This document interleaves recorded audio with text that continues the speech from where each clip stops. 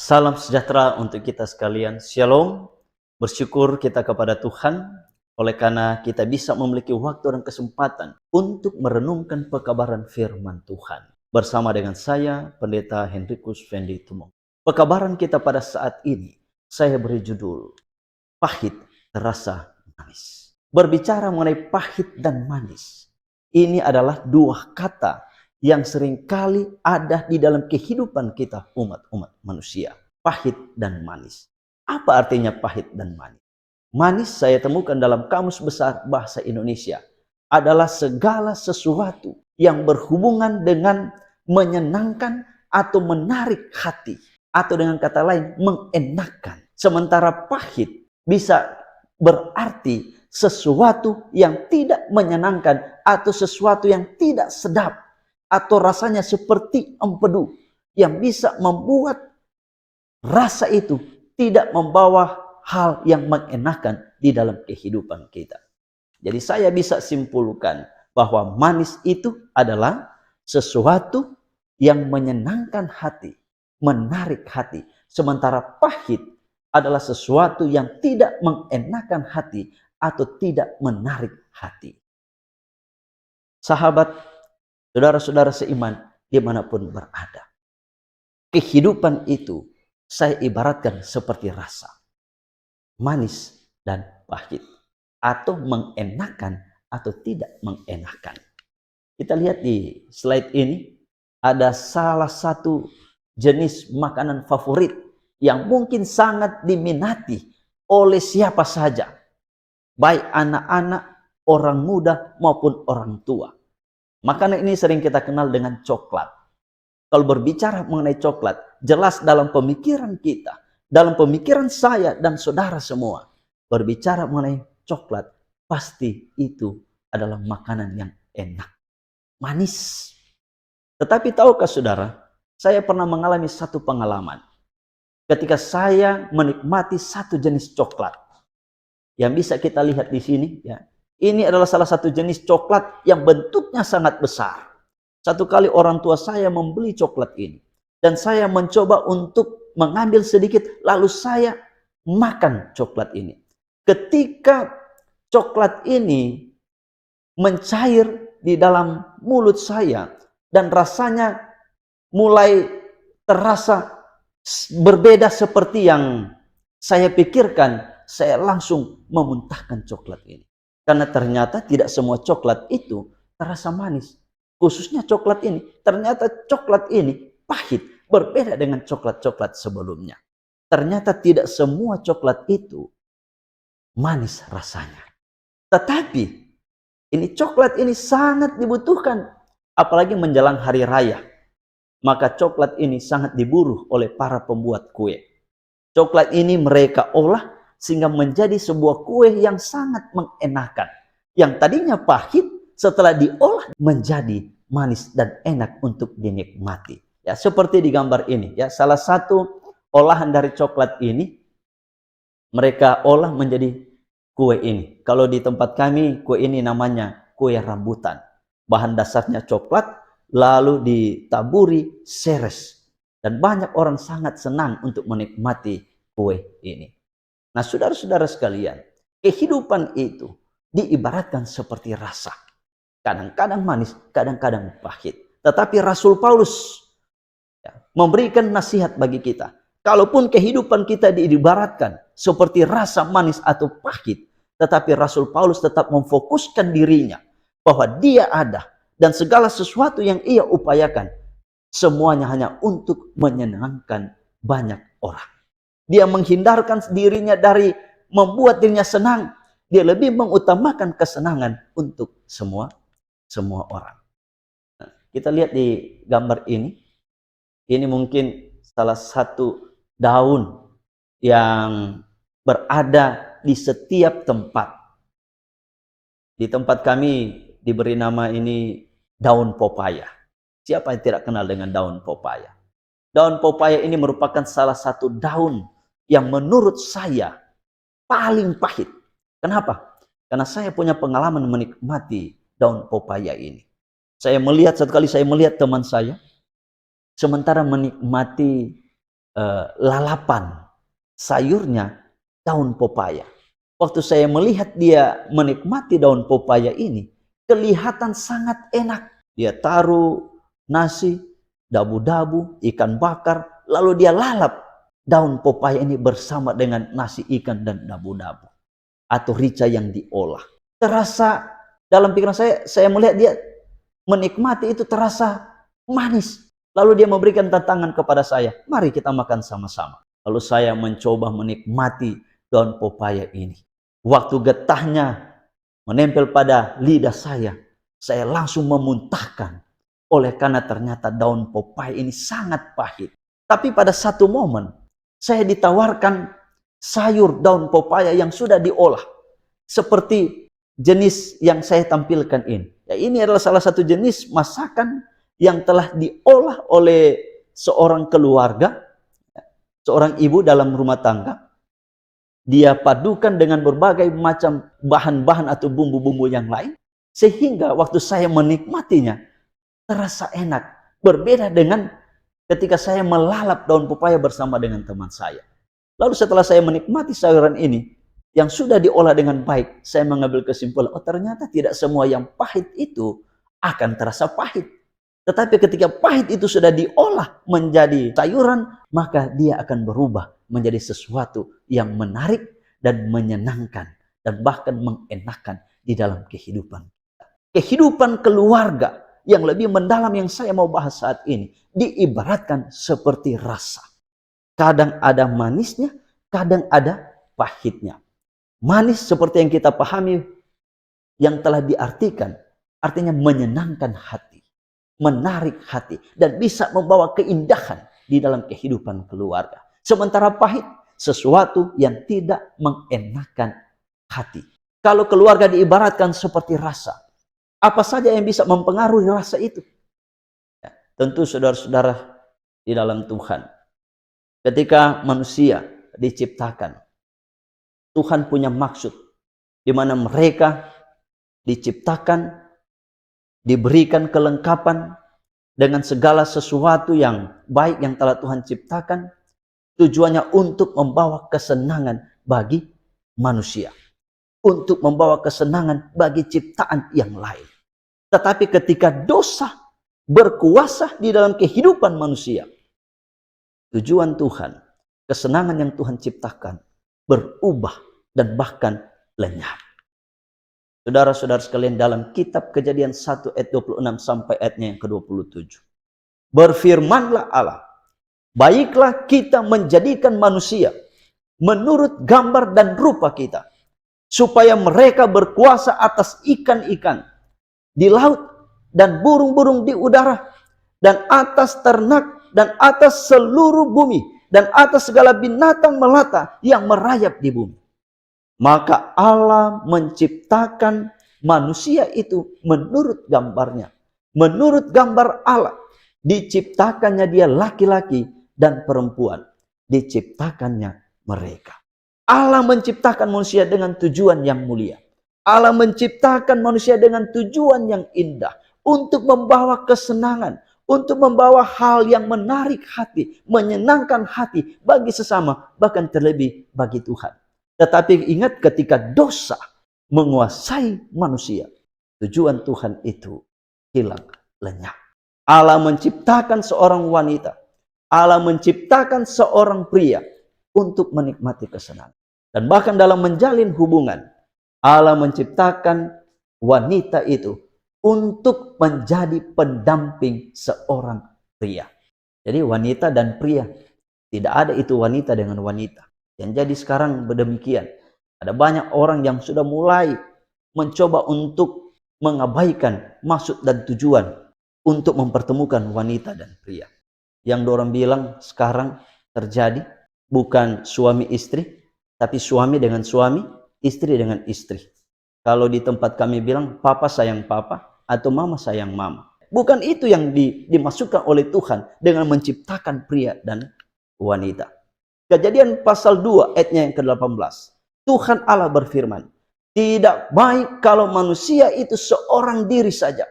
Aku akan menjadikan penolong baginya yang sepadan dengan dia. Jadi ketika Allah melihat Adam, dia hanya sendiri. Ya, Adam juga melihat yang lain sementara berpasangan, sementara dia tidak. Sehingga Allah mengabulkan kerinduannya dengan menciptakan Hawa. Ingat, Hawa adalah orang yang diciptakan oleh Tuhan yang sepadan dengan Adam. Untuk itu, mereka yang telah dibuat oleh Tuhan, diciptakan oleh Tuhan, pasangan kita, pendamping kita, istri kita, mereka adalah orang yang sepadan yang telah dibuat oleh Tuhan, diciptakan untuk mendampingi kita. Ketika mereka diciptakan, Adam bertemu dengan Hawa, ya, jatuh cintalah Adam kepada Hawa, lalu mereka dinikahkan oleh Tuhan. Pernikahan merupakan satu lembaga yang suci, yang harus dilaksanakan dengan penuh tanggung jawab, yang harus kita laksanakan dengan sungguh-sungguh. Karena ketika kita dipertemukan oleh Tuhan, disatukan oleh Tuhan, terucap janji yang kudus di sana. Sebagaimana pernikahan itu kudus, rumah tangga itu kudus, maka janji yang telah kita ucapkan itu juga adalah kudus. Jangan kita menganggap bahwa apa yang kita ikrarkan itu adalah sesuatu yang tidak dibenarkan oleh Tuhan, atau sesuatu yang tidak kudus di hadapan Tuhan. Karena kenapa? Fakta yang terjadi sekarang, kehidupan keluarga umat Tuhan, kehidupan keluarga di dalam membina kelangsungan yang baik di dalam berumah tangga, itu tidak berjalan dengan baik. Fakta yang terjadi sekarang di akhir zaman ini, terjadi berbagai macam kekerasan di dalam rumah tangga. Dan bahkan ujung-ujungnya kekerasan itu mengakibatkan terjadinya perceraian. Kenapa bisa terjadi KDRT atau kekerasan dalam rumah tangga? Kenapa bisa terjadi perceraian? Penyebab terjadinya keretakan di dalam rumah tangga bahkan berujung pada perceraian. Oleh karena kita tidak memiliki kuasa, kemampuan untuk menjalankan janji pernikahan yang telah kita ikrarkan di hadapan Tuhan. Kita tidak sanggup jalankan itu dengan sebaik-baiknya di dalam rumah tangga. Ketika kita berjanji di dalam satu ungkapan kudus di hadapan Tuhan lewat ucapan kita, ingatlah bahwa apa yang telah kita ucapkan itu harus kita pegang dengan sungguh-sungguh. Harus kita lakukan apa yang telah kita janjikan. Harus kita laksanakan apa yang telah kita ikrarkan di hadapan Tuhan. Maka Tuhan pun pasti akan melaksanakan apa yang ia janjikan kepada kita. Dengan kata lain, jika kita setia melakukan janji kita melaksanakan janji kita, baik terhadap pasangan kita, baik terhadap Tuhan, maka saya ingin percaya Tuhan pun pasti akan melaksanakan apa yang telah ia janjikan dalam kehidupan kita. Berhubungan dengan janji, menurut Kamus Besar Bahasa Indonesia, janji adalah ucapan yang telah dinyatakan, di mana kita bersedia, sanggup untuk berbuat seperti yang telah kita ucapkan. Atau janji adalah satu persetujuan antara dua belah pihak, di mana masing-masing menyatakan ketersediaan atau kesediaan untuk melaksanakan, menjalankan apa yang telah diucapkan. Tetapi yang terjadi sekarang tidak seperti yang kita ucapkan. Banyak orang yang melanggar. Apakah penting bagi kita untuk menepati janji itu? Tentu penting. Sebagaimana Allah setia menepati janjinya, Yesus juga demikian, kita juga harus melakukan hal yang sama. Terlebih apabila janji itu adalah janji yang kudus, yang telah kita ikrarkan di hadapan Tuhan. Menepati janji itu sangat penting. Sebab mereka yang memegang janji, ya, dan melaksanakannya menunjukkan diri mereka yang sebenarnya. Atau kita yang melakukan, menepati janji kita, menunjukkan diri kita yang sebenarnya. Efesus 4 ayatnya yang ke-25. Firman Tuhan berkata, karena itu buanglah dusta, dan berkatalah benar seorang kepada yang lain, karena kita adalah sesama anggota. Buanglah dusta. Mengucapkan sesuatu dan kita tidak tepati itu merupakan dusta. Mengucapkan segala sesuatu yang kita ikrarkan di hadapan Tuhan, lalu kita tidak tepati, itu sama seperti kita berkata tidak benar. Firman Tuhan mengajar kita, buang dusta dan berupayalah berkata benar satu dengan yang lain. Apalagi itu jika di dalam rumah tangga. Apa yang telah kita ucapkan harus kita lakukan. Ada pengalaman yang saya alami. Saudara bisa lihat di slide. Di sini adalah salah satu keluarga yang saat ini sementara saya layani di Jemaat Pionir Amurang. Keluarga ini pada tahun ini sudah berusia 7 tahun di dalam membina bahtera rumah tangga. Ini keluarga unik. Karena kenapa? Kalau kita perhatikan, ya, keluarga ini istrinya duduk di kursi roda karena dia disabilitas sejak lahir. Ya, dia cacat, tidak bisa berjalan, tetapi bisa melihat. Ya. Dan suaminya ini, ya, yang saudara bisa lihat namanya Bapak Jemi. Ya. Keluarga mereka ini keluarga Meleaki Rundengan. Suaminya ini bisa berjalan, tetapi buta. Waktu saya bercerita dengan keluarga ini, saya tanyakan, kenapa keluarga kalian bisa bertahan sampai 7 tahun? Mereka katakan, pendeta, memang waktu kami menikah, ada banyak yang meragukan hubungan kami. Bahkan ada orang-orang yang mencoba melarang kami untuk menikah. Tetapi saya dan Jamie, ya ini tutur dari Ibu Stella atau ibu yang sementara duduk di kursi roda. Dia katakan, tapi kami berdua sudah punya tujuan untuk menikah. Dan kenapa kami bisa bertahan sampai saat ini? Oleh karena kami mengingat janji yang telah kami ucapkan di hadapan Tuhan. Susah senang, kami akan tetap bersama. Dalam keadaan suka ataupun dalam keadaan duka, kami akan tetap bersama. Dan puji Tuhan pendeta, tahun ini, tahun 2024, usia pernikahan kami mencapai usia 7 tahun. Pada saat ini, saya memberikan juga satu keunikan dari keluarga ini. Keluarga ini setia dalam beribadah. Walaupun kalau kita melihat dalam fisik mereka, bisa saja mereka menganggap ada kepahitan yang mereka alami. Ada kekurangan yang membuat mereka tidak menyenangkan hati mereka. Tapi oleh karena janji yang mereka terus pegang dan mereka lakukan, mereka bisa ubah kepahitan itu menjadi sesuatu yang manis dalam kehidupan keluarga. Ketika mereka hendak pergi ke gereja, ataupun ketika mereka hendak akan pergi ke pasar, saya senang sekali melihat kerjasama keluarga ini.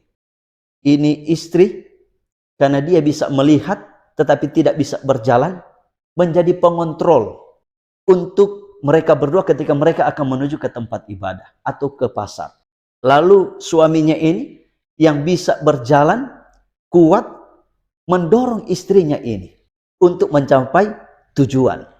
Jadi istrinya ini sebagai penunjuk jalan atau sebagai pelihat, sementara ini suaminya ini sebagai pendorong, penuntun untuk bisa mengantarkan istrinya ini kemana saja. Lengkaplah mereka, saudara-saudara, saling memenuhi satu yang lain. Satu bisa melihat, satu tidak bisa melihat, tapi saling melengkapi.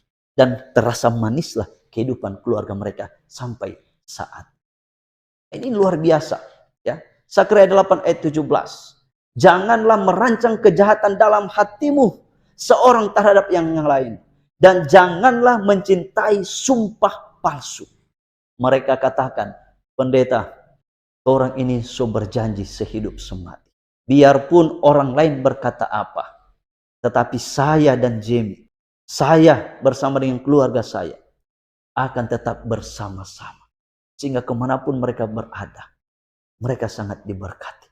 Dan bahkan walaupun dalam keadaan demikian, ya, mereka boleh tiba tepat pada waktunya di gereja. Dan keluarga mereka menjadi keluarga yang diteladani.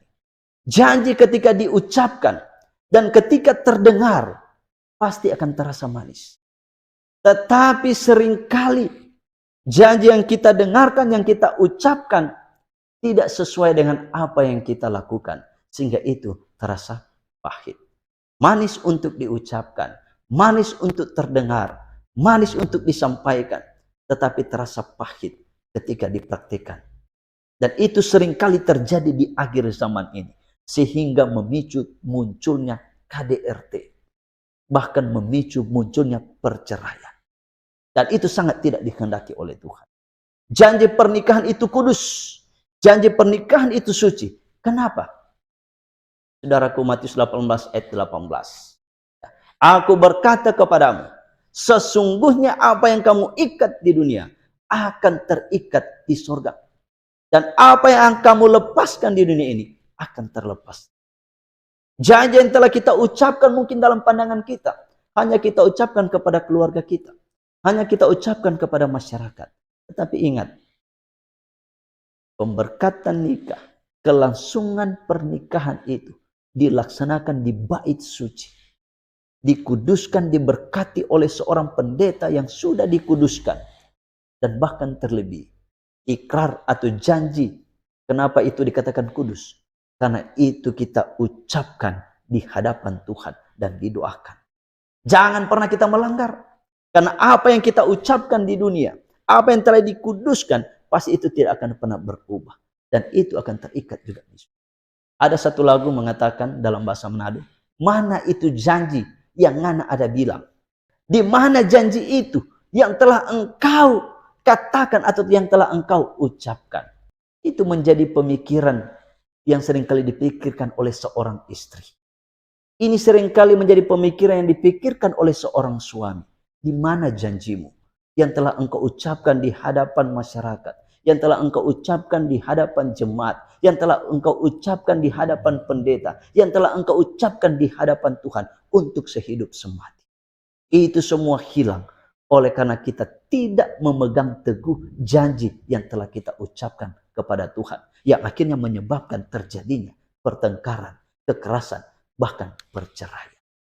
Untuk menjaga keutuhan keluarga agar bisa terhindar dari kekerasan, bahkan terlebih terhindar dari perceraian, adalah penting bagi kita untuk tetap menjaga, bahkan mengingat, bahkan melakukan, melaksanakan janji yang telah kita ucapkan di hadapan masyarakat, keluarga, pendeta, bahkan terlebih di hadapan Tuhan. Di dalam Alkitab ada banyak contoh-contoh janji yang bisa kita temukan. Salah satunya yang bisa kita lihat adalah dalam kitab 1 Samuel 18 ayat 3 sampai 4. Cerita mengenai Daud dan Jonathan. Ketika mereka mengucapkan janji mereka, mengikrarkan janji mereka, mereka tepati itu dan boleh membawa berkat di dalam kehidupan mereka. Janji yang ditepati di dalam rumah tangga pasti akan membawa berkat di dalam rumah tangga. Kalau ditanya, apakah kita bisa mengungkapkan janji? Jawabannya ya. Dan harus. Karena itu sebagai satu ikatan. Dan harus dilakukan. Kalau tidak dilakukan, lebih baik kita tidak jangan mengucapkan janji. Di zaman akhir ini telah banyak terjadi perceraian, sehingga terjadi krisis kepercayaan di dalam kehidupan manusia, bahkan terlebih dalam kehidupan berumah tangga. Sehingga banyak orang yang tidak mau menikah oleh karena melihat pengalaman-pengalaman yang pahit yang terjadi. Keluarga mereka bercerai, keluarga mereka mengalami kekerasan, sehingga banyak membuat orang-orang yang tidak mau menikah. Walaupun sesungguhnya itu adalah satu hal yang diinginkan terjadi dalam kehidupan manusia, di mana seorang laki-laki harus bertemu dengan seorang wanita. Ada satu keluarga yang tahun lalu saya masih layani mereka sebelum saya dimutasikan. Keluarga ini namanya keluarga Tumpunuk Manopo. Keluarga ini adalah menjadi juga keluarga yang membanggakan bagi saya. Karena waktu mereka menikah, mereka hidup dalam keadaan baik-baik saja. Suami istri boleh beraktivitas dengan baik.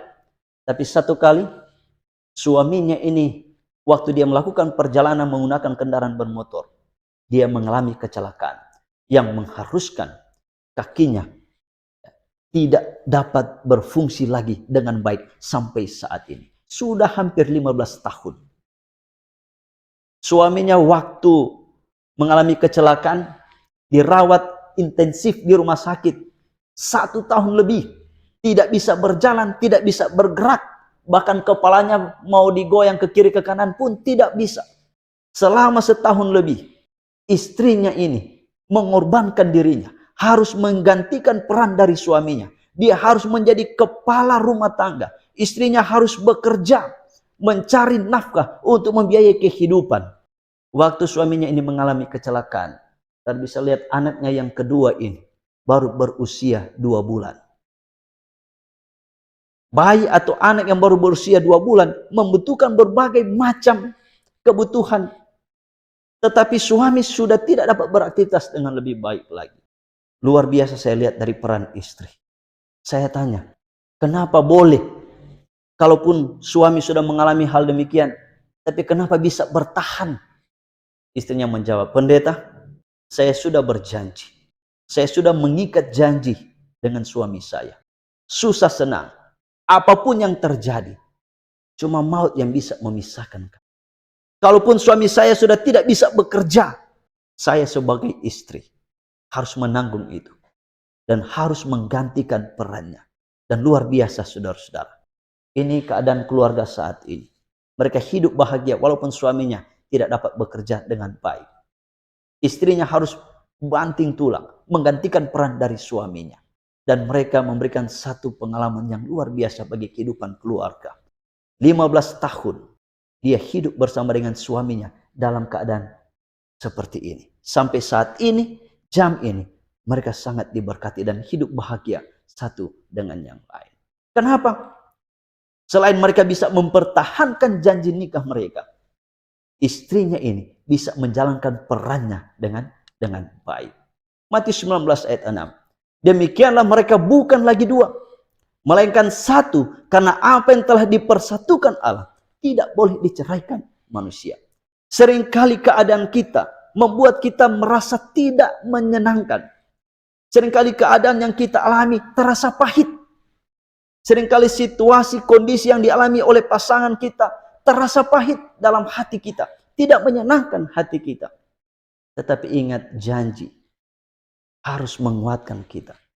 Kalaupun itu terjadi dalam pasangan kita, kita sebagai pendamping harus menggantikan peran dari pasangan kita. Agar supaya kehidupan keluarga kita itu terhindar dari perceraian. Karena apa yang telah disatukan oleh Tuhan tidak dapat diceraikan oleh manusia. Walaupun situasi apapun yang kita alami, entah itu sakit ataupun kecelakaan, tidak ada yang bisa memisahkan kita kecuali maut. Maleakhi 2 ayat 14. Dan kamu bertanya, oleh karena apa? Oleh sebab Tuhan telah menjadi saksi antara engkau dan istri masa mudamu, yang kepadanya engkau telah tidak setia, padahal dialah teman sekutumu dan istri seperjanjianmu. Ayatnya yang ke-16. Sebab aku membenci perceraian, firman Tuhan. Apapun yang terjadi dalam kehidupan keluarga kita, jangan pernah berpikir untuk bercerai, karena Allah tidak menyenangi itu. Kalaupun ada perubahan fisik bagi suami kita, ada perubahan fisik dari istri kita, jangan pernah kita berpikir meninggalkan mereka. Dampingi. Ya. Karena Allah sangat membenci perceraian. Kita lanjut bacakan ayat ini. Ya. Sebab aku membenci perceraian, firman Tuhan Allah Israel. Juga orang yang menutupi pakaiannya dengan kekerasan, firman Tuhan semesta alam. Perceraian, kekerasan tidak disenangi oleh Tuhan. Maka janganlah dirimu dan janganlah berkhianat bila kita tidak setia kepada pasangan kita. Maka kita juga otomatis telah mengkhianati Tuhan. Kita telah mengkhianati janji kita kepada Tuhan. Kita telah mengkhianati janji kita kepada pasangan kita. Allah sangat membenci perceraian. Walaupun yang kita rasakan semuanya pahit di dalam rumah tangga, ingatlah Allah sangat membenci perceraian. Ingatlah janji kudus yang telah kita ikrarkan. Kekurangan apapun yang kita alami setelah kita membentuk keluarga, pertahankan itu. Kalaupun itu terasa pahit, olah itu dengan sebaik-baiknya agar bisa menjadi manis. Supaya keluarga kita bisa apa? Diberkati. Dan boleh menjadi teladan bagi orang lain. Bagaimana agar bisa terhindar dari perceraian? Ya. Ingat, pegang teguh janji kita di hadapan Tuhan. Efesus 5 ayat 22 sampai ayatnya yang ke-25. Hai istri, tunduklah kepada suami seperti kepada Tuhan. Karena suami adalah kepala istri, seperti Kristus adalah kepala jemaat. Dialah yang menyelamatkan tubuh. Karena itu sebagaimana jemaat tunduk kepada Kristus, demikianlah istri kepada suami dalam segala sesuatu. Hai suami, kasihilah istrimu sebagaimana Kristus telah mengasihi jemaat dan telah menyerahkan dirinya baginya. Ini yang harus menjadi pedoman. Ini yang harus menjadi pegangan kita. Bagaimanapun keadaan istri, bagaimanapun keadaan suami kita, jangan pernah berpikir untuk meninggalkan mereka. Kasihi mereka. Ada seorang pelayan, ya, merupakan juga teman kami. Seorang pendeta bersama dengan keluarganya. Mereka menjalani kehidupan keluarga pada awalnya begitu baik. Tetapi tiba pada satu momen di mana mereka akhirnya sudah tidak sepaham dan harus bercerai. Perceraian itu bisa terjadi kapan saja dan tidak memandang kedudukan, profesi, ataupun pekerjaan.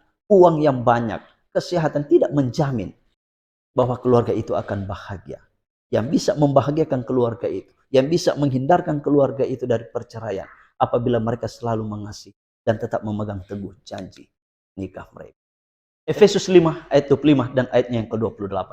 Firman Tuhan berbunyi, hai suami, kasihilah istrimu sebagaimana Kristus telah mengasihi jemaat dan telah menyerahkan dirinya baginya. Demikianlah juga suami harus mengasihi istrinya sama seperti tubuhnya sendiri. Ketika ada merindukan pendamping, Allah membuat dia tertidur. Dan Allah mengambil tulang rusuknya dan menciptakan Hawa. Untuk itu, saya dan saudara, para suami, harus menghindarkan keinginan kita atau diri kita untuk menindas pasangan kita. Karena ketika kita menindas istri kita, itu sama seperti kita menindas tulang rusuk kita sendiri. Untuk itu Allah berfirman, kasihilah mereka, kasihilah istri kita, pasangan kita, seperti kita mengasihi diri kita sendiri. Demikian juga sebaliknya. Saudaraku, perempuan diciptakan untuk dikasihi dan dilindungi oleh suami. Seperti Allah telah mengasihi jemaatnya. Perempuan juga demikian. Diciptakan untuk menjadi penolong. Menjadi penolong yang sepadan atau pendamping yang sepadan bagi seorang suami. Sebagaimana Kristus mengasihi jemaatnya. Demikian juga suami harus mengasihi istri. Istri harus mengasihi suami.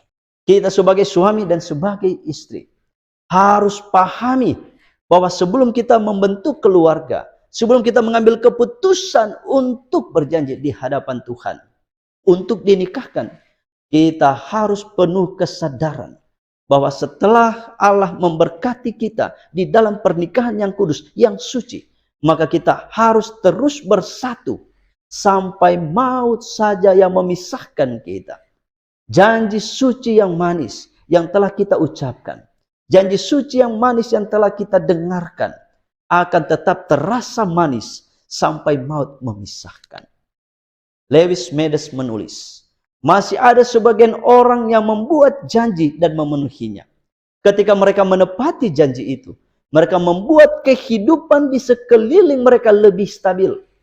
Pada masa orang-orang sulit bergantung pada ingatan dan perkataan orang lain, penepatan janji merupakan kekuatan yang muncul karena anugerah.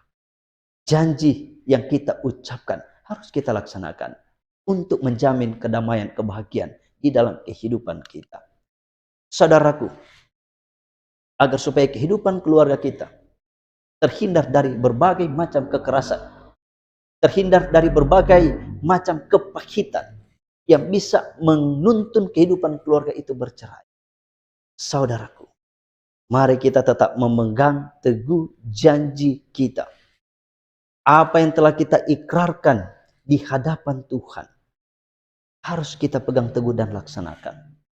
Apa yang telah kita janjikan di hadapan jemaat, pasangan kita, di hadapan pendeta, bahkan di hadapan Tuhan, harus kita pegang teguh. Harus laksanakan. Karena itu dikehendaki oleh Tuhan. Tetap setia dan tetap taat terhadap tugas atau peran kita masing-masing di dalam rumah tangga. Tetap menjalankan kewajiban kita dengan sebaik-baiknya, sebagaimana Kristus menjalankan perannya dengan baik dalam kehidupan keluarga kita. Maka kehidupan rumah tangga kita, pernikahan kita akan tetap aman. Kita terhindar dari berbagai macam kepahitan, kekerasan, bahkan perceraian. Maka ketika kita melakukan ini, kepahitan apapun, hal apapun yang tidak menyenangkan hati kita, itu akan terasa manis. Kedamaian, kebahagiaan, kerukunan menjadi milik kehidupan keluarga kita semua. Amin.